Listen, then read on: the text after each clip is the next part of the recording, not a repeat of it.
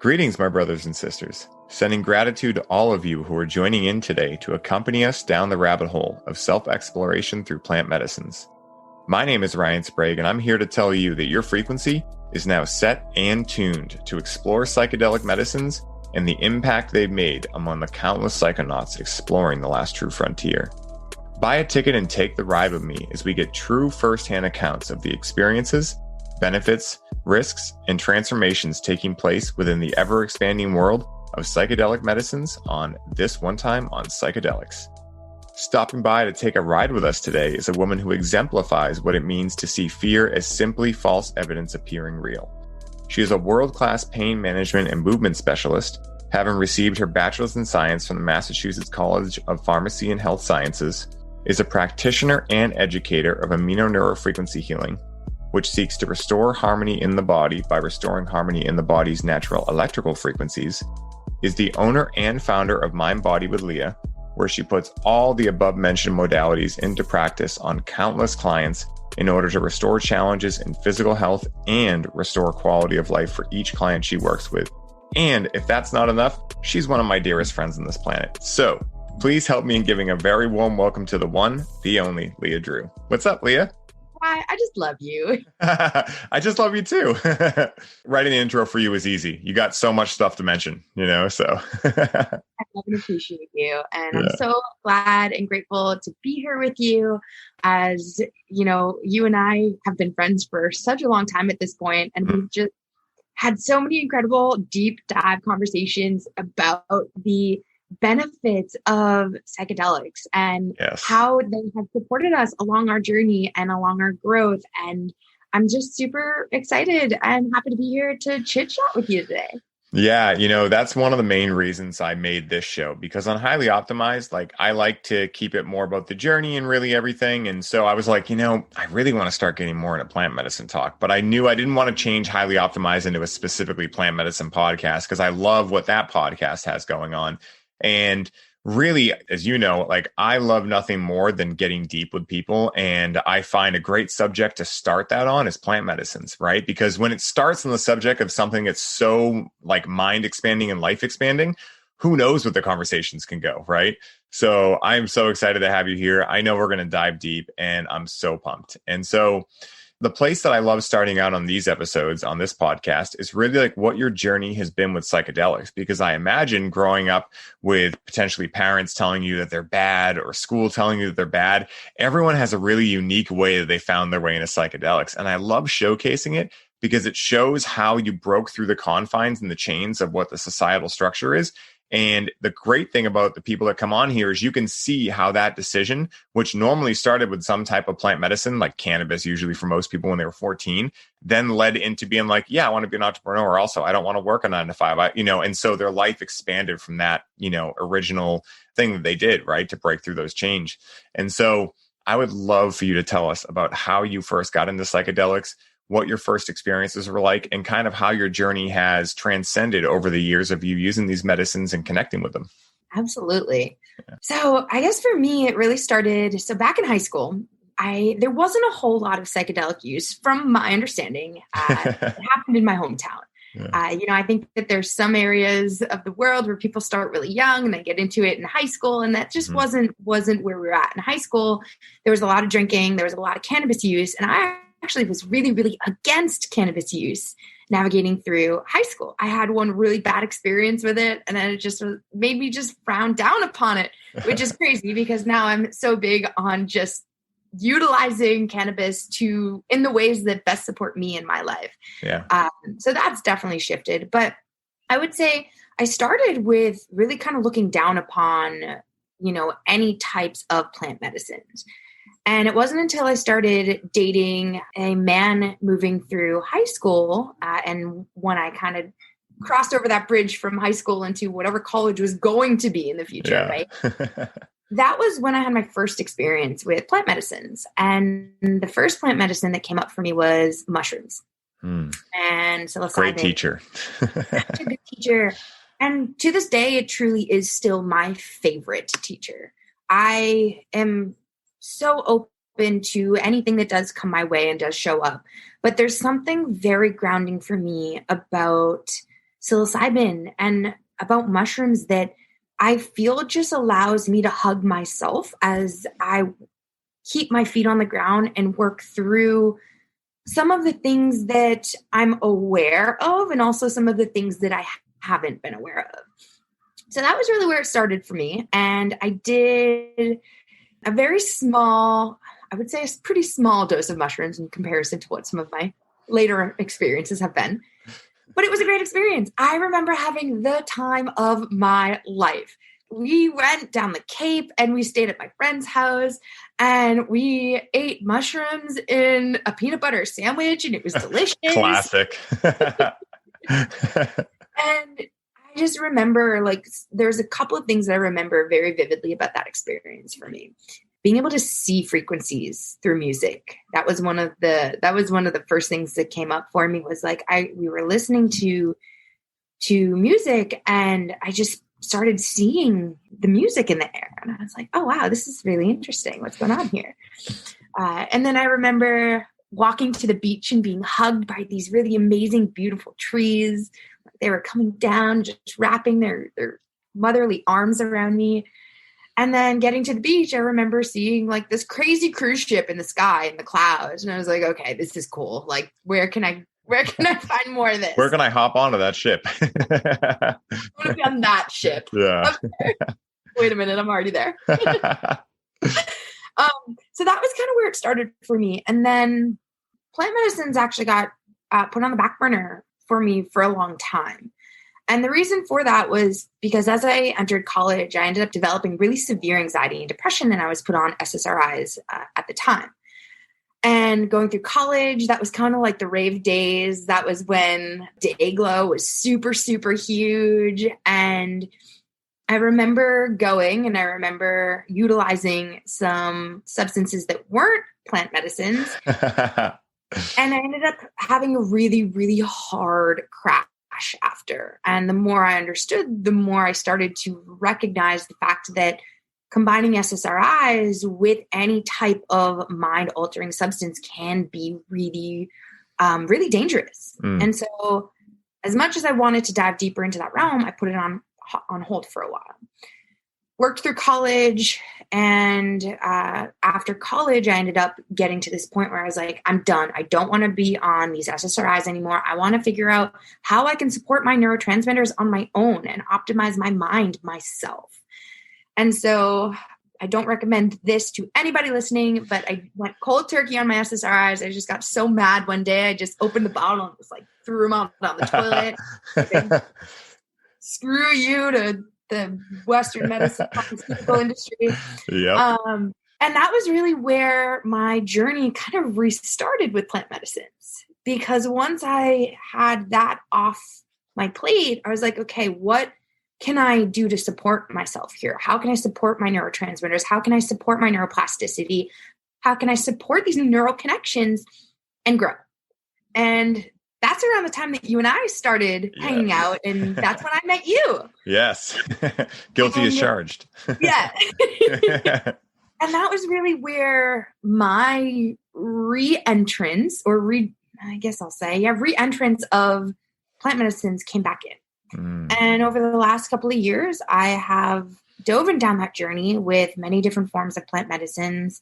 And each one of them has opened up that next door for me and helped me just connect those two dots that you couldn't see because one was hidden by this thing over here and the other was like kind of poking its head out of the hole over here. And then it grew my heart and it grew my energy and it grew my ability to show up not just for myself with love, but for the rest of this world with love. And I will certainly say that's when my business really started to take off. And that was where I started owning my fucking power to step into my business. And I will say, that's a process and it's a journey. And I do believe that with every level up, it does take re-stepping into that power and re-owning that power as an entrepreneur. It's not an easy journey. Yeah. There's a lot of ups and there's a lot of downs. Yeah. You don't like roller coasters, you might not want to be an entrepreneur. Exactly. But I love it. There's something about it at the end that I love. And it's so thrilling. Literally, like I love roller coasters. They're so Yes. thrilling. But yeah, that's really where my journey with psychedelics kind of started, was back then, and was reintegrated later on in my adult life. And more recently, I've been kind of stepping out of the box with my different experiences with plant medicines. And with each new experience, like I said, it just opens incredible opportunities for me, because I'm here and I'm willing and I'm ready for it. And I think that's one of the biggest things with psychedelics, is just making sure that you're going in with a clean template and a clean slate, and you are supporting yourself in love, and you're ready to accept whatever messages come to you. Because sometimes we don't know what we're going to receive, and sometimes we receive something completely different than what we think we're going to receive for a message and a lesson. Yes. And that's really where that being easy on yourself comes in, because it's just trusting that these plant medicines are going to give you exactly what you need when you need it. Yeah. I mean, you said it perfectly, something I thought of when you were mentioning, how mushrooms are your favorite because they help you go inward. And, a saying that I've heard my brother say, my brother, for anyone listening, he's 20 years older than me. So he was the cool brother with the leather jacket and the Trans Am, like legitimately. And it was pretty cool. Also, he used to always say something to me, hey, make sure if you want to do anything like that, you only focus on inners and outers, not uppers and downers, and that was like such a, it was like funny when I heard it as a teenager, but it always stuck with me. And that was something that, when you mentioned the mushrooms, I thought about that, because for me, like, mushrooms are a very big inward journey. They allow me to, like, dive into myself. Like, I get like 1,000 layers deep into like who I am as an individual, who I am as the universal consciousness that is love. I mean, everything. Whereas things like LSD are more like an open world map, right? They just send you like rocketing to the cosmos, and they're like, just, I don't know, go hang out, do what you want to do, go look at bark or something, Yeah. Where mushrooms like take you on a quest, acid just launches you into an open world map. And so I love that, and mushrooms have been my favorite teacher too, specifically because they've been extremely challenging for me at times. And like you were saying right at the end there, trust that they'll give you what you need, but also like trust that they'll give you what you need. So be careful, right? Like, I had an experience over the weekend where a buddy of mine, I've been teaching him a lot about conscious cannabis use, right? With the new program coming out and everything. And one of the things I do whenever I'm interacting with cannabis with friends is I allow them to make an intention before they hit the bag. Like, I'll make the bag. I use a volcano for anyone listening. What the hell's a bag? It's a volcano. I forget that not everyone uses volcanoes. Volcanoes are amazing, and they should. I literally feel like such a bougie hippie. I'm like, ew, a joint? Get that out of here. I only want to vaporize with a volcano. Because most vaporizers, like, this is a whole other rant I could go down, don't feel like a real hit. But a volcano, ooh, that thing hits right. So, we're making intentions, and I make mine, which, similar, like, a lot of times my intention is purely like, hey, I want to tune into happiness, and I want to feel more connected to the people I'm interacting with cannabis with. Right. And that's one of the things I talk about a lot, how intention doesn't need to be this like, oh my God, spiritual thing of like, I want to connect to the divine body of the universe. It's like, it can be if you want it to be, but it can just be something simple too. And so he mentioned letting go. He's like, I want to let go of everything that's no longer serving me. And so my other buddy makes an intention. We interact with cannabis, blow a few different bags, and I want to go play some Can Jam, right? It's Saturday, and Ryan wants to play Can Jam. So I'm getting Can Jam ready. My buddy, all of a sudden, like right before we start playing, he's like, hey, man, I don't feel good. And he's like sitting there, and he's like, he goes from like 0 to 100 real quick, gets like sheet white. And I'm like, okay, I've seen this with cannabis before, but it was the first time that I actually connected it to, oh, cannabis is giving him what he needs. So he breaks down, has an emotional release. It was amazing. We help him through it. And afterwards, he feels great. And then I remind him, I'm like, hey, what was your intention? He's like, oh, shit, to let go. I'm like, yeah, exactly. So this experience that at first he was like, oh, my God, sorry, guys. I didn't like, it's like, you asked for this. Like, this was perfect. This is what we all wanted. And being able to be vulnerable in that situation was what gave all the other people in that container strength, because it made them, it helped them realize, and it even helped me realize, even though I do this with my clients and, I'm aware of emotional release, that my buddy Angelo puts it as like, crying is emotional ejaculation. and he's like, we all talk about, physical ejaculation, but we don't talk about the fact that like crying is basically face coming, that's like a hilarious way to look at it. But I enjoy looking at things through the lens of the comedic relief. And so it landed for me. And so when I saw him go through that, it really just created that aha moment for me that connected it. And you mentioned seeing frequencies. And this is something I'm so excited to dive in with you on because, as someone who, for anyone listening, Leah is an extremely powerful healer. She's helped me a metric hell ton. I won't say F ton, but she's helped me a ton in my own personal healing journey. And you work with frequencies, right? So I'm curious if and / how these medicines have allowed you to understand the universe in a different way, right? And understand things like Reiki and, frequency healing and things on a much deeper level, because although our visible reality does tune out a lot of that stuff normally, being able to see it once and know it's there all the time, I imagine might have an interplay into how you then look at your healing and how you help other people heal. So I'm curious, what you have going on there.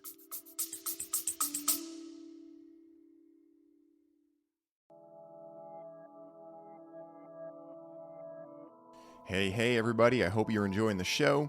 I wanted to take a quick moment to let you all know that the doors are officially open for the Conscious Cannabis Collective. And as such, this is the last week you can sign up and receive all of the bonuses we're currently including.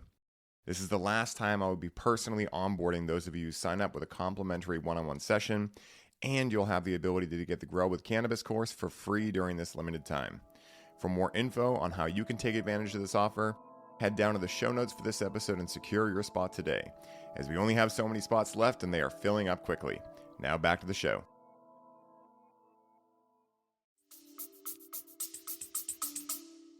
Absolutely. I actually never really thought about that instance, that original instance, and how seeing those frequencies like could have potentially been that door opening. Yeah. Like are new to who I am. Like I do call myself the frequency queen. I love frequencies. I feel them and well I deserved. Them. Yeah, I like to stick people with these little frequency stickers so that they feel amazing and reduce their pain. But yeah, I just overall, like I think that when you connect with these plant medicines, you're connecting with the earth. And like I always like to remind people, like we are inhabiting earth. The earth doesn't inhabit us. Like we are a part of this world of energy. Like we are energy. You are literally nothing without energy. Like nothing. You wouldn't exist. So for me, it's like when I'm always so in tune with my body. I always set my intention, and whenever I utilize plant medicines, I'm always constantly checking in with myself, with my body. Where am I? What do I feel? Where am I feeling it? A lot of times I love to move through it. I know one of the last times you and I engaged with plant medicine together, I just got in my zone and I was just moving around on the rug. Like that's what I do. I just move through what's flowing through me. And I think that that's one of the most magical parts about utilizing plant medicines is the fact that you get to get even closer to this universal energy that Mother Earth communicates in. And it helps you connect on these different wavelengths and on these different levels. So I don't really, aside from that, I don't really have any like specifics. I do know that more recently, one of my journeys, I, for the first time, got the ability to support somebody that was really struggling in pain. And I was actually able to collaborate with another body worker. In the moment, we both looked at each other and we were like, this is for us right now. And it was incredible because we both just fell into this like absolute amazing flow. Shuri, love Shuri. And we fell right into this frequency together. And it was so beautiful. And I just think that, like, again, like being able to tap into these frequencies just helps bring you to this new level of awareness because you're tapping into the universal language of the world, and that's what it is. Like we're speaking English, they're speaking German, but at the end of the day, you know what? We all still speak energy. Yeah, absolutely. Words are still frequency, regardless of what the vocal sounds are, and really like all the language is a collection of agreed upon symbols, right? So like it allows you to speak in the sense of the universe, because the universe just has truth, right? And there's, of course, every single person's version of the truth, but there's only one truth. And so for me, it's like, and I think what you're getting at too, it allows you to experience like the truth, not your truth, not my truth, like the truth, right? And that's why I think for some, it can be challenging. I know it's been challenging for me many times when certain programs or patterns that you're running don't line up with that truth you see. That's what causes anxiety, depression, etc. Or on the other side, say if you've been, answering the call and getting outside of your comfort zone and you've been feeling really good and you engage with a plant medicine, you might see the truth and go, oh my God, I got it, right? And then you have this incredibly beautiful experience, right? Which it sounds like you have with Cherie, right? And that brings me to a great point, which is, I feel as though one of the most potent things that psychedelics can offer us as a medicine is the ability for us to unleash our wild selves, right? Because I heard someone talking about this and I love bringing it up. I forget who it was, but it was someone saying that, if you are ever bored in a conversation or bored in life or really bored, period, it's because you're not allowing yourself to be weird as hell. If you allowed yourself to be weird as absolute hell, because let's face it, we're all weird, right? We're all like weirder than we could ever explain. And the nature of reality is weird as hell. Like we're floating on a rock. I mean, there's just so many things that we really don't know. And so if we allow ourselves to be weird, we then give that permission to the people we're talking to. And if we are ever bored, it's just because we're not allowing ourselves to be wild enough, right? And you think about like any people, like, when Jimi Hendrix came on the scene, like why he took the world by storm, it's because he was his wild self and he didn't care, right? Somehow he gave himself that permission. And I mean, correlation doesn't necessarily equal causation, but he was also interacting with a lot of psychedelics. So, we can weigh that situation either way, but for me, I know it's helped me be my wild self because it helped me realize, like, listen, at the end of the day, there's 7.5 billion people on the planet. And I don't want everyone to love me and be obsessed with me or anything like that, because at the end of the day, that's way too much attention. And so I had a big pattern of people pleasing, right? Where I was trying to keep everyone around me happy at the price of my own happiness. And so that whole experience really allowed me to see like, oh, I'm trying to get people out of the way as fast as possible. So let me be my absolutely wild self. And if anyone doesn't like me, perfect. Thanks. It made my job easier. Like at the end of the day, like 7.5 billion people is way too many people, And again, I think that the world right now is very PC. And also, I think that comes from a very low sense of self-esteem and the self-image that people have. And so, one of the things that I think we're, talking about here is the ability for psychedelics to improve that self-image, right? If given in the right container and of course with the right set and setting and those things. But that I think is so powerful, especially for a world that's challenged in mental health. Absolutely. I couldn't agree more. I will certainly say like psychedelics have been incredibly supportive for my own mental health journey. I've struggled with that for a long time and I still have my lows sometimes, but I'm better able to support those. But it really like over the last year has been more year and a half, I'll say, since I moved out to California, I've engaged with plant medicine more regularly than I ever have before. And it's been really, really helpful for me in stepping into who I am and owning who I am and really understanding me at the core and understanding what my needs and desires and values are, and has helped in leading me to others who share a lot of those same desires and values and goals. I think that with every experience that you have with psychedelics and with plant medicine, it just brings you closer to your truest self and to your wildest self, and helps you lean into expressing more. For me this year, I know you talked about it a little bit, but for me, like the mushrooms led me, and I do regularly microdose mushrooms, and it's been a huge game changer, especially for anybody that's struggling with anxiety and depression, but definitely highly recommend utilizing somebody that has a license, and whether that be a psychiatrist or a doctor, make sure that you're doing it in the right fashion. But mushrooms led me to LSD, which led me to DMT, which led me to ayahuasca. Yeah, I'm super excited to chat with you about your ayahuasca experience. And I just committed to my second. So it's always a weird feeling because you're like, oh, I want it. And it's this cold. Yeah, this being born again and dying again over and over experience, Yeah. And each one of them have served their purpose and have, led me down the road of where I needed to be. I will say, enjoyability wise, mushrooms are my favorite to enjoy. Ayahuasca has been the most life-changing for me. It's been the biggest shift that I've ever experienced. It's brought me so much healing in ways that I knew that I needed and I had been searching for and I couldn't find. I can get more into that in a little bit, but yeah, I mean, it's definitely not for the lighthearted. It takes a lot of courage. It takes a lot of energy, and it takes a lot of trust. It takes a lot of trust in knowing that you are in good hands with the grandmother and that she's going to bring you the healing and show you all of these things that you need. And so I think everything across the board serves a purpose, and one thing might resonate more with one person than another.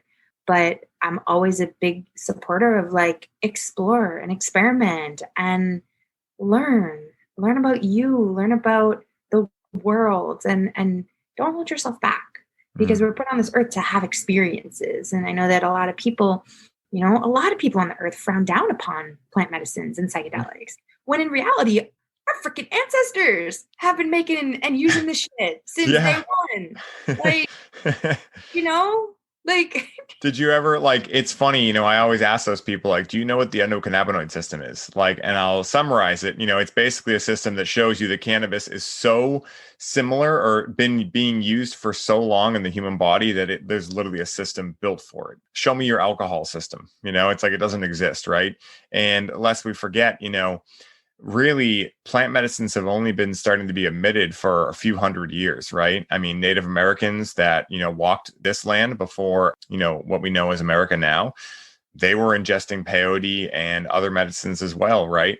And it's really funny to me because, here we are as humans building skyscrapers and sending things into space, right? And we're so advanced, yet we still think we have the right to make plants illegal and that we know better than Mother Nature. And this is where I see one of the biggest signs of teenager consciousness, right? Because what do teenagers do, right? They do some cool shit. Sometimes they join the robotics club and they build robotics and they're smart, but they're still not cleaning their room. They're still making critical mistakes that allow you to see they're not fully an adult yet, right? Yeah. And so you ever get there fully? Yeah, it's asking for a friend. I haven't figured that out yet. But, it's really funny because, it reminds me of, once again, a piece of advice that I've used everywhere. And it's actually on the board behind me, actually. And it's basically what results do you want in life? And then ask yourself, are the people that you are listening to and giving your time and attention and energy to getting those results, right? I mean, with what we just went through with the pandemic and all this stuff, it was very easy for me to just skate through and figure out what my truth was in that, because I went, okay, who's getting the results I want? Okay. Paul Chek has been doing this for years. He's 60. He's actually healthy, overall healthy, the same way that success is not just financial. It's how you feel inside, happiness, all of those things. And I just listened to what they say. Then I did my research, realized that a lot of that, everything that I heard him say was backed up, and was okay, cool. And then all of that fear was dissipated because I realized and this goes for anything in life. If the people that are telling you to be healthy are fat, if the people that are telling you to be healthy are clearly just not healthy, that's a prime example, right? So the same way that if the people that are telling you not to do plant medicines are living a life that, for me personally, I'll use my own example, the only people that ever told me not to do plant medicines were teachers in school who were clearly miserable. And so when I took a look at them, I was well, I'm not going for those results. So if they didn't do plant medicines, that's where they are. I'm curious about what the other side of that looks like, And so that was, just something that has really stuck with me over the years, and that piece of advice has literally reared its head in every, it's had evolutions throughout all the stages of my life, when I was a teenager, early adult, getting out of college, starting this business, starting the podcasts. I mean, it's been extremely influential in that, One of the things that I was curious on is, we all know that psychedelics have an opportunity to reprogram or at least influence the subconscious mind, right? And that pain is something that a lot of times is remembered, right? Long after the injury is actually gone, people are still feeling pain, right? Phantom limb syndrome, all this stuff. I'm just curious, have you ever personally or heard a story in which someone has used psychedelics to move through pain patterns, right? Like to be able to reintegrate their subconscious and be like, oh, that's actually not painful. I was just remembering a memory that triggered a pain there or something like that. I'm curious. Absolutely. I've had my own personal experience with it. Didn't realize that was what was coming, but it came real hard and real fast. Yeah, I mean, it's anything that has the ability to support you with shifting those connections in your brain ultimately have the opportunity to help you reconnect with your body in different ways, right? So if neuroplasticity is occurring and we're supporting these neurons firing, and you're trying to heal from something and there's energy that needs to be let go or a reconnect that needs to happen, I think plant medicines and psychedelics can be a really great connection of that for you, right? It can help you connect better with that. And for me, I had a really, really powerful experience with navigating through some of this with my first night of my ayahuasca ceremony. So for those of you that don't know me and my story, I had a pancreatic tumor the size of an orange at 16 years old. It was removed as well as a good amount of the tail of my pancreas. So I've had organs pulled out of my body and they cut me open down the entire midline. And so for any of you that understand energy and chakras and wheelhouses, it disrupted everything from my solar plexus down to my root. And it's taken me a really long time to support that healing. But on top of that, we're not just talking about the energetic disruptance, right? Or disturbance. We're talking about the physical disturbances as well, moving organs around, taking organs away. And over the last 10, 11 years, I've really struggled with healing my body. Nobody tells you when you have major abdominal surgery, like what the hell is coming next and how to support yourself. And that's been a big thing that's a huge part of what's led me down my journey of learning all these tools and learning how to rehab myself and learning how to heal my pain. And what people don't recognize is like, that is a domino effect for other things. I ended up herniating 2 to 3 discs in my lumbar spine. I never went and had imaging done, but I know for a fact they were herniated. You are a pain specialist. You would know. Yeah. And, that's one of those things where like, there's a big difference between, throwing out muscles in your back and actually like herniating spinal discs. Yeah. And that's come with a lot over the last couple of years, 4 years or so, with learning how to move my body again, learning how to strengthen my body in the ways that it needs. And on and off have just had this gnarly ass back pain.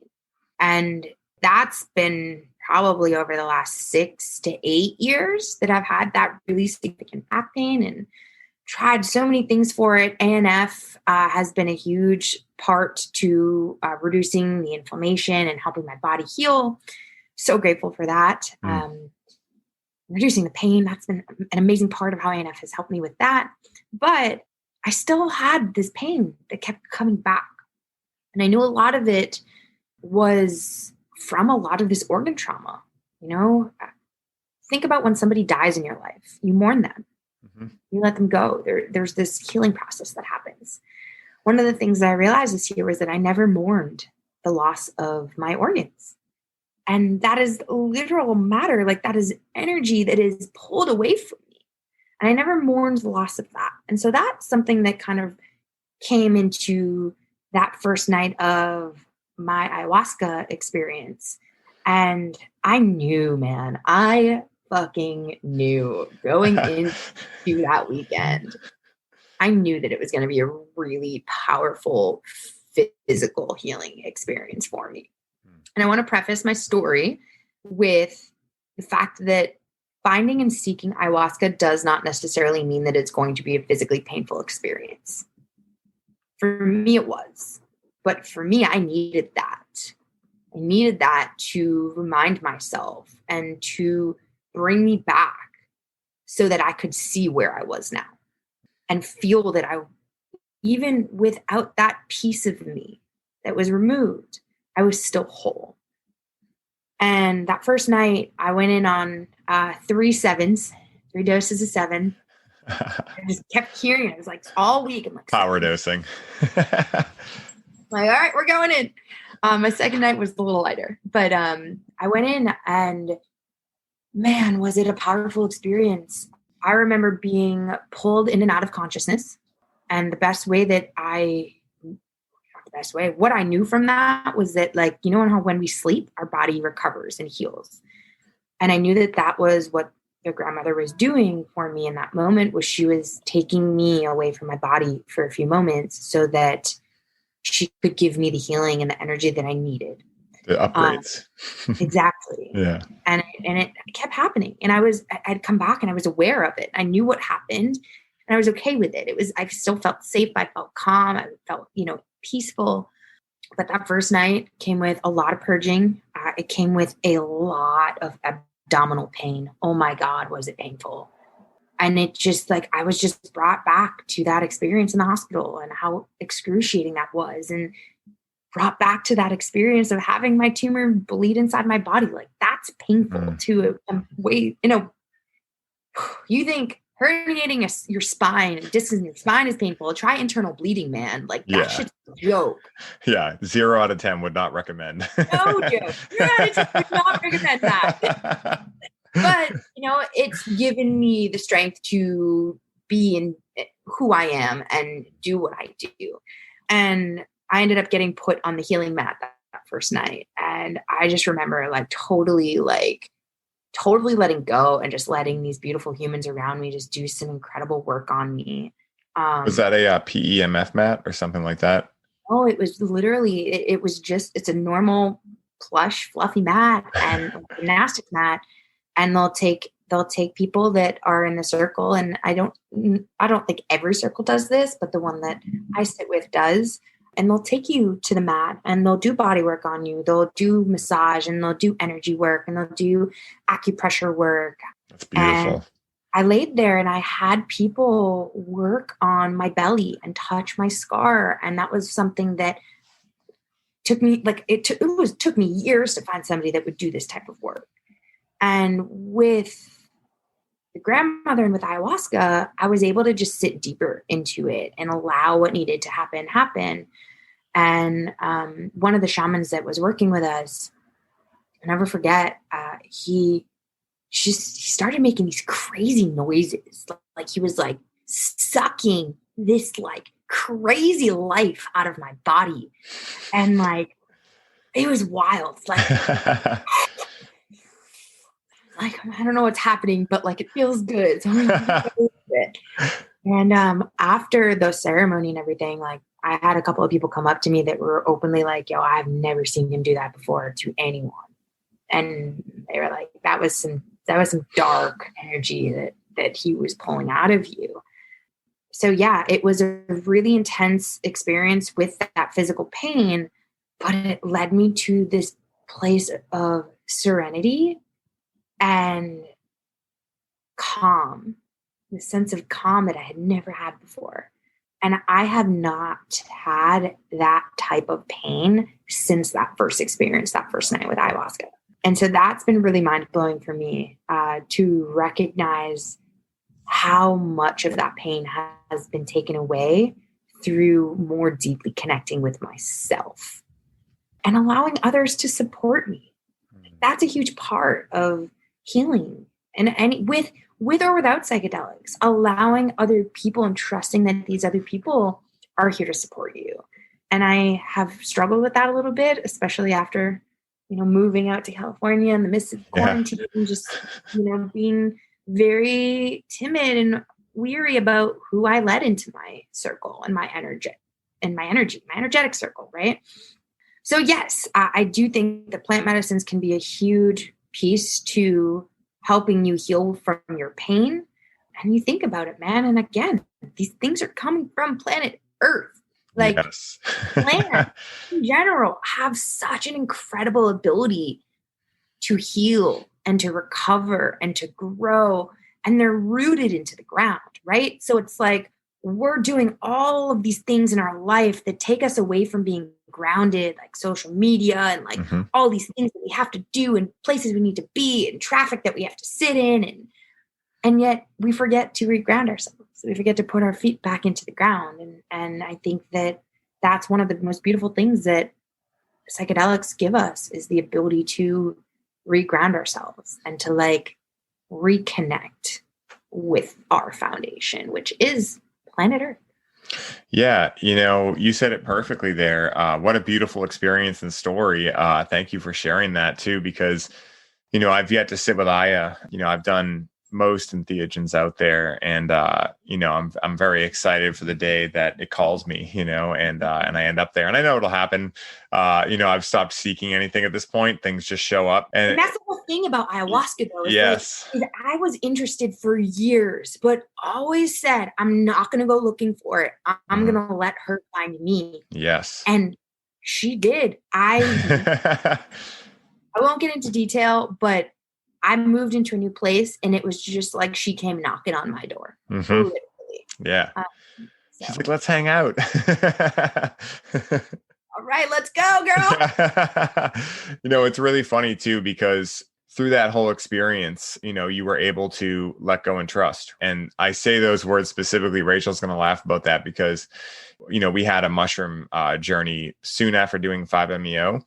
DMT. And again, there's I can tell with 5-MeO, there's still a lot of research that needs to be done. I can tell that with most psychedelics, right? But psilocybin, MDMA, ketamine, these things have a lot of stuff going on right now. Whereas other things are still getting studied, but, results aren't coming out as much. There are some interactions with things like 5-MeO that people should be weary of, to put it lightly, combo being one of them. And I have a friend who did a few rounds of 5-MeO and then did combo after, and in his own words, lost his mind for 17 days, thought he wasn't going to come back. Right. And again, I don't know exactly how to quantify that and, share what it was, but basically the same thing, a similar thing happened when we took mushrooms. We did a 10-gram tea between the two of us. And I had a metric fuck ton of a good time. I went to the goddamn gods. I was talking to the wall, but the wall was different aspects of me. It sounds like super stoner science, but it brings up another important topic, which is if these experiences happen to you and they're real to you, then they're real, period. Right? Because we have 7.5 billion different realities happening. Right? So if someone wants to listen to this and go, "Oh, that didn't happen," well, yeah, no one says it has to be true for you, right? But that when you had those visions of leaving your conscious, it was real to you. And it, again, like I say all the time, and this is the ethos of my life now, just because you can't see it or measure it does not mean it doesn't exist. And the easiest way to tumble that whole card, that deck of cards, is to ask someone, how many units of love do you have for your mother or your father or your girlfriend or your boyfriend, right? No one can measure it, right? So we're all slapped in the face with this thing that controls life, that is qualitative in nature, yet so many people don't believe what they can see with their eyes, right? But visible reality is only 4% of what we can see, right? So I had this incredible experience, but Rachel, she got stuck in an interesting loop. And I say stuck, I want to change out stuck. She got invited to participate in a 4-hour-long mantra series, put it that way. And I had a long talk about this the other day too. Yeah. And she's a unit. We talked about it on the podcast. I forgot I just released a podcast with her too. And, we talked about it. And for anyone who hasn't done a 5-gram tea, it is really intense. I mean, a 5-gram experience is you better be not doing a whole lot when you do it. I enjoy meditating to frequency healing when I do it. I'm not going to walk around. It's not something you do at a festival, at least not for me. Again, there are some units out there that are bred differently, but for her, she got stuck in this mantra land of let go and trust. You can have anything you want, right? And her and I were just talking about this, how, at first it was seen as being stuck there, right? Yeah, it was scary, for a little while for her.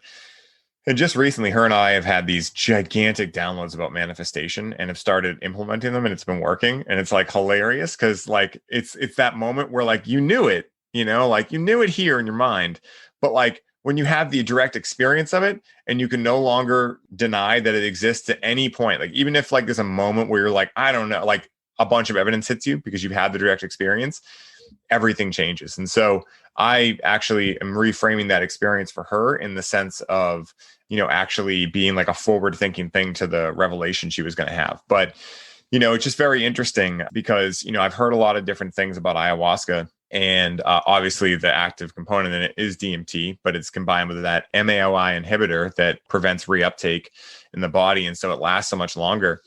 And so I'm curious, when you were in that journey, did you end up meeting any other entities, again, with DMT, not so much with ayahuasca, but definitely with DMT in general? There are these tales of machine elves and things like that. And so I'm curious if you've ever had that experience, or when you've used DMT separately, right? If you've had that experience before. So interesting, because 2 out of the 3 times I've smoked DMT, I've done that once. And it gave me some similar vibes as that first night of ayahuasca, where the whole goal was to bring me into this space of peace and serenity. And there have been animals around me, but never people. Power animals. Yeah. So my first experience with DMT, the power animal, spirit animal, I'll say power animal is something a little bit different. Yeah. Spirit animal is something like a totem that comes up, and it can show up in different ways. It can show up in meditations, visualizations, in real life. Sometimes like a butterfly will all of a sudden come fly by you. And that is usually a sign from the universe. It's always a sign from the universe, because things don't just happen. Yeah. There are no coincidences. Your awareness is brought to something for a particular reason. And so that was, in that experience, a black hawk, and black hawks continued to then show up for me for months on end. The first night of my Aya ceremony, nothing specifically came up for me.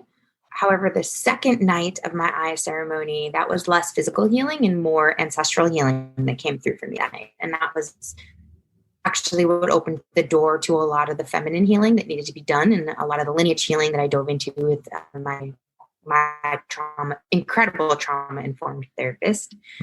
Takes trauma work to a whole different level, integrating sacred geometry and power animals and sacred places. And it's incredible. Love her. But yeah, that second night, my grandmother came through. My grandmother was somebody who was really important in my life, and she was my sense of safety as a little girl. And when she passed away, I lost that sense of safety. And I didn't realize that until very recently. And she came through that night, and it was a door opening into some really deep healing that's been needed in my family for a really long time. But the way that she came through, it was so fascinating. The first that I caught her was through her smell. I all of a sudden picked up her perfume. It's like, whoa, okay. I hear you. I see you. Got you.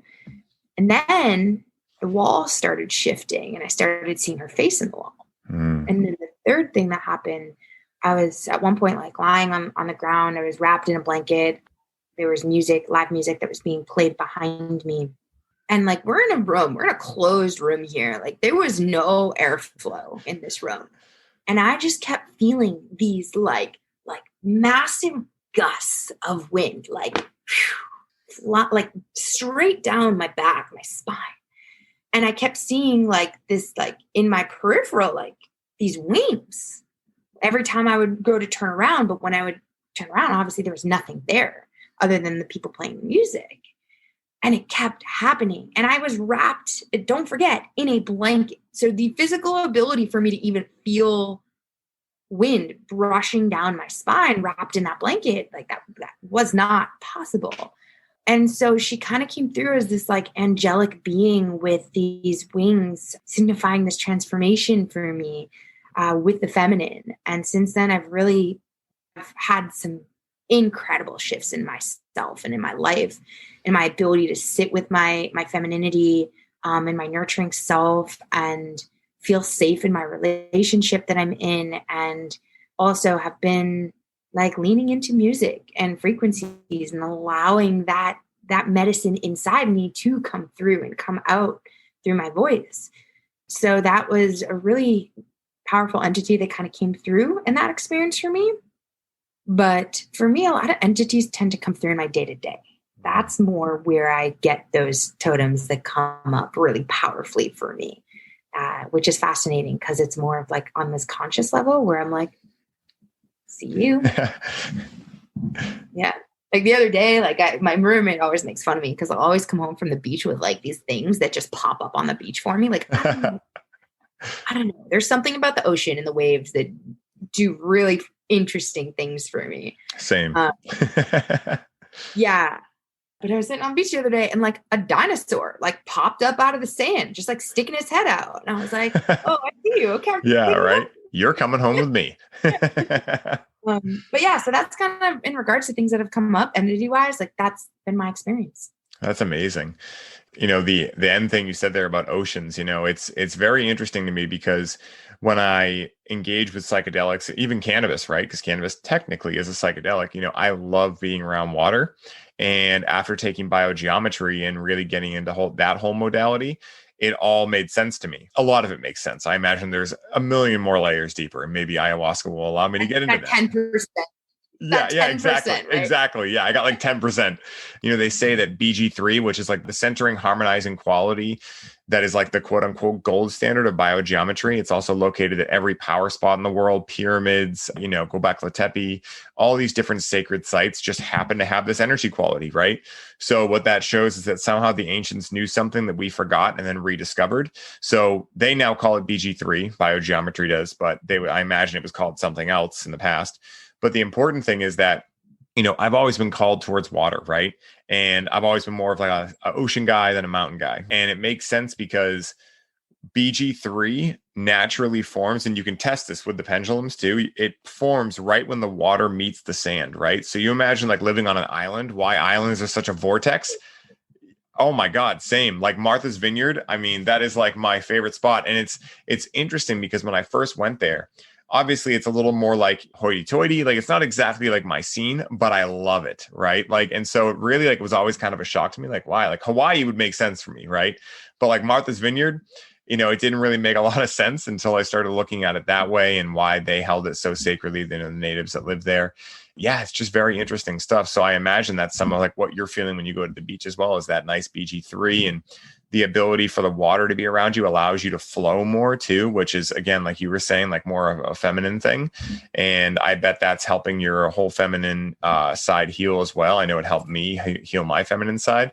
And that's why people get so inspired at the beach. Like it makes so much sense. Go to the beach, just be there. Yeah, just be there. It's a state of mind. I had something interesting that I wanted to get into. The world right now is going through an interesting time. If the world was in a relationship, it would be it's complicated, right? Like we all know that, right? If it had a Facebook status. And so I love talking about things like this. And this is like part of the reason why I love this podcast, is because I can drop some interesting questions and just see what comes out. And so I'm curious to see why you feel the world is now, or especially like this country. I imagine the world, again, I know this country for sure is, but the world at large is opening their minds back up to psychedelics, right? Like, why is that happening? And some of the things I saw that, might be happening is the shift in consciousness that everyone's talking about with the age of Aquarius and more femininity coming back in, but also like more, quantifiable things like the myth of capitalism dying out. Like in the 70s and 80s, it was like, hey, get a credit card, just buy stuff and you'll be happy, right? And now that myth is kind of dying and we're in between myths, right? And so people are yearning, searching for something deeper. Or like, people not trusting big pharma, right? I mean, look at, again, what happened this year, what's been happening with the opiate epidemic, and, how much, these companies had to pay out, and really like the control they have, right? And so I'm curious, if any of those hit home for you, or if you have some other ideas of why the world is turning back on to psychedelics. Yeah. Well, we're talking a lot about this feminine energy and about this motherly love and tapping into this flow, right? And I think that that's really what those psychedelics do. And you went right into the exact word I was going to use, control. We are developing way too fast as an economy, as a society. Like we are just beyond, like, I have this conversation with my partner all the time because he has experience, he's a veteran, and we talk about the technology that he had available to him 10 years ago, which was like, when he describes it, I'm like, oh my God, like that's insane. And like, we're now 10 years forwards. So we think that this stuff doesn't exist, and it does. Oh yeah. And everything comes with an energy. Everything that you do, everything that you create, everything that gets put into existence comes with this energy. And I think that our world has seen such a huge masculinity that has grown and grown and grown over the last couple of decades, that the pendulum eventually swings in the opposite direction. Mm-hmm. It can only go so far. Yes. And so what I think is happening right now is I just think that we are getting to this place where we recognize people are opening their fucking eyes, man. Like they're recognizing that there's a lot that we don't have control of because other things around us are holding that control. I'm not going to dive deep into this, but we've seen a lot of crazy stuff over the last year and a half during this entire COVID experience. Yes. Right? There's been a lot of control. And granted, some of that has been used for safety in particular ways. Everybody has their own opinions about it, but at the end of the day, we're seeing a whole lot of control. And I think that we are getting, again, to this place where this masculine energy across the globe is just really taking over. Look at our Earth, man. Look at Mother Earth right now. She's dying. Yeah, she's been pillaged. Dying. Yeah. So if we don't reconnect with her and re-support the growth of her existence in our lives, which I think is where that psychedelics are coming in, we are going to become very overpowered by this masculinity and this masculine energy. And we're there, like we're hitting the tipping point right now. Yeah. And that's where people like you and people like me, like we have this huge job, these huge shoes to step into, because we are helping people open their eyes. We are helping them reconnect with flow. We are helping them reconnect to their self-empowerment and to their ability to be present and to be aware, right? We're helping them reconnect, heal a lot of their energy and a lot of their experiences, but really like we're helping them reconnect with their love, man. We're helping them reconnect with that feminine. We really are. And I just, that for me is what comes up when you ask me that question. Is just, I think that these plants grow for a reason. Like our earth gives us what we need. And when we try to create and put into use these things that we don't need, like these freaking phones in our hands. Yes. And it's now like, okay, well, how do we find that balance between this created control and this created energy and this energy that we need to rebuild? So it's finding that yin and yang between the two of them. Yes. Yeah. You said it perfectly, right? And how I see it is like the world has been infiltrated by wounded masculinity, right? And for anyone wondering, like you hear the term toxic masculinity, all these things. I think like people just say that and they think they know what it means, but they don't actually know what it means. Because like most people I've talked to about it are just like, oh, it's just guys being a dick, or women that are, also have an unhealthy masculine being a dick. And really what it is it's simply a refusal, or not even a refusal, a unacknowledgement of the other half of them. Again, like you look back at generations, like especially the Great Depression, whatever. At that point in time, there was still a small like survival type thing, right? Like people didn't know if they were going to survive. And even today, of course, there's some of that, right? Especially in other parts of the world, especially in our country, for God's sakes, right? That being said, the majority are surviving, at least, right? Like they have food on the table, they have a shelter, they have water, right? And so for that majority, a lot of those men, what I have found in doing a lot of men's work and also doing my own work, is that a lot of those men are still holding on to traditions, ideals, values from their parents and their parents and their parents when it was a different time, right? And that's not to say that they had to do it that way at that time, but it's just what it was, right? It's neutral. It's neither bad nor good. It just is what it is. And so what I've noticed is only believing the analytical mind, right? Taking the whole magic out of life. That is what the wounded masculine looks like to me, right? It looks like 9 to 5 or corporate jobs, control, all of these things. And you can see it because especially the people that, run the country are in an older age bracket, right? And their views do not reflect what like our generations are really tuned in for, right? And so that's a whole nother wormhole we could get down. But the main thing is, yeah, I 100% agree that, this age of femininity, it's also helping men become true men, right? Which a true man understands his feminine side and his masculine side. And that's why he's so stable, right? a true man is not violent. A true man is not just an asshole for no reason, right? These are things that, go down in the whole alpha thing, which doesn't make any sense. A true alpha is none of that, right? A true alpha provides for his family and his friends, protects right when he needs to, but he doesn't just go out looking for situations to protect in. And so there's this big misnomer of what masculinity looks like. And that's one of the main things that I, love doing men's work for, right? Is to show men like, hey, yeah, I work out too. I deadlift, and I'll also cry and be vulnerable with you, right? Like, this is what a true man looks like, because then that man can show up better in his relationships, his marriage, for his children, create better kids. Like, that's what a true man is, right? And for women, like, that is, in my opinion, and you can tell me if I'm wrong here, right? But like, what kind of man do you want, right? The one who's the alpha, and it's just like, I don't have feelings, right? Or the one who actually is the alpha, right? And provides, takes care of you, and is calm, cool, and collected most of the time, unless a situation presents itself where, yeah, he has to go into protection mode, to warrior mode, right? And then he goes right back to lover or king or magician or any of the other archetypes. But when you're just stuck in warrior all the time and you think that's all that matters, it's an interesting point. So I 100% agree with you that I feel as though right now the world is becoming more like, I feel the world's taking a sigh of relief, honestly. Like, I know I am. Like, when I, meet entrepreneurs who are men, for instance, right, in this scenario, who are breaking all the paradigms, right? They're working from their laptop, they're traveling the world, they're having beautiful experiences, they're helping other men heal. That just feels right to me, right? And again, we all get to make our own truth, but I mean, I've tried both sides, and that side definitely works better for me. And so bring on the femininity, because that stuff is awesome. So, yeah. Yes, please. Yes. I couldn't agree more. Yeah. Yeah. And so, this has been an absolute blast getting to riff with you, getting to conversate with you, getting to hear about your journeys. I'm so glad we got into your ayahuasca journey. And I want to make sure that I let people know where to find you, where to connect with you, where to learn from you, where to hire you if they want, Amino Neuro Frequency therapy or any of the other modalities you do. So where can people find you?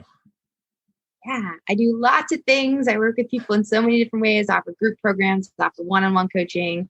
And so if you want to find me and you want to learn more, you can find me on all platforms, Mind Body with Leah, Leah, mindbodywithleah.com.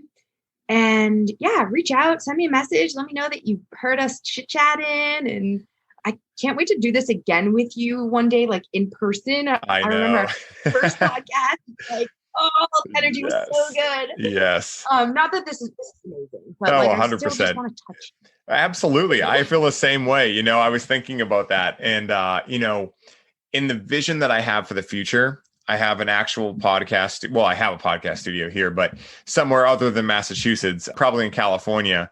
And hell, Shlomo's going to be there too, my podcast producer. If you listen to this, bro, you're going to be there too. And because that's where he wants to end up too. And so, I really want to do most of my episodes in person, because there is just, again, like, it's like, duh. But of course, like, there's this huge energy disconnect, like when you're on a camera. And luckily, you and I know each other so well, but especially when I'm interviewing people for the first time, it's like, oh, I can feel your energy, but it's like 1/10 of what I know is possible, And so when you're in that container, especially when you've been hanging out, beforehand too, and you kind of like, can break the ice that way, and then you go into it, it's so awesome. So yeah, I'm very much looking forward to round 2 of this. Can't wait. Well, I hope it was such a pleasure. Like I said, anybody that wants to reach out to me, find me on Instagram. That's where I hang out most of the time. Mind Body with Leah. Rye, it's always a pleasure getting to hang with you and talk with you and just have a dope ass conversation. Yes. And, I do have one last question for you if you're up for it, Leah. What do you say? You down? Do it. All right, let's go. Yeah. So if someone listening was just swayed by you to experience psychedelic medicines for the first time, what piece of advice would you give them in order for them to have the smoothest experience possible? Set an intention going in, write it out, speak it out, and trust. Connect with your breath, connect with your body, and just trust that whatever comes is here to serve you and to support you in your growth and along your journey. I love that.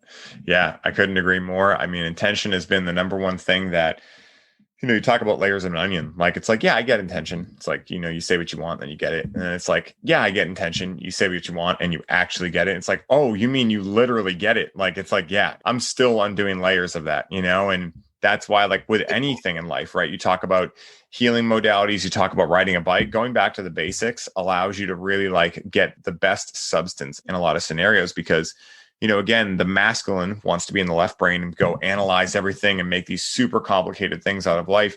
But a lot of times the simplest things can have the most potent medicine, right? I mean, look at ayahuasca. It's a vine that grows through cement. Mushrooms grow out of poop. I mean, good luck, ridding the world of that kind of stuff, right? It's the most simple things in nature that make the biggest impact. Exactly. So let go, trust, and don't forget to reflect. I think that's also a very important piece. Be sure that you reflect on your journey and the lessons and the experiences that you had. I love that. So guys, when I began this new podcast, I had a few people who I knew I had to get on right away, as literally every single conversation we have goes for hours and undoubtedly includes its fair share of plant medicine talk. Well, Leah was right at the top of that list, and I'm sure you can all understand why after hearing this episode. Leah is a constant reminder in my life and the lives of those she holds near and dear to her heart that it is not what happens to us, but rather how we respond to those things that makes life as a whole what it is. And it is that mindset that makes her so great to chat about with psychedelics and plant medicines. As many of you listening to this, I am sure are aware of, when in a challenging psychedelic experience, we all have a decision in that moment. We can either see the fear coming through and allow it to make us forget everything and run, or face everything and rise. And the approach that Leah takes to plant medicines and her life as a whole have served as an inspiration for me in my life. And my hope is that it does the same for all of you who have tuned in for this deep dive. And also, as I've said before on this show, my goal with this podcast is to reach as many people as possible and to paint the most accurate picture of what psychedelic medicines are and what they can do for all of us, while at the same time relaying the importance of discernment in deciding whether or not these medicines are right for each of us in our lives. And I would be so grateful if any of you listening who enjoyed the show could share it with those you love and leave 5-star reviews on iTunes so that we can co-create this shared dream and reverse the stigma on these beautiful plant teachers. Leah, thank you so much, as always, for doing what you do, for being authentically you in everything you do, and for being such a gigantic source of inspiration and love in my life. And until next time, may your journey be smooth and full of light. Aho.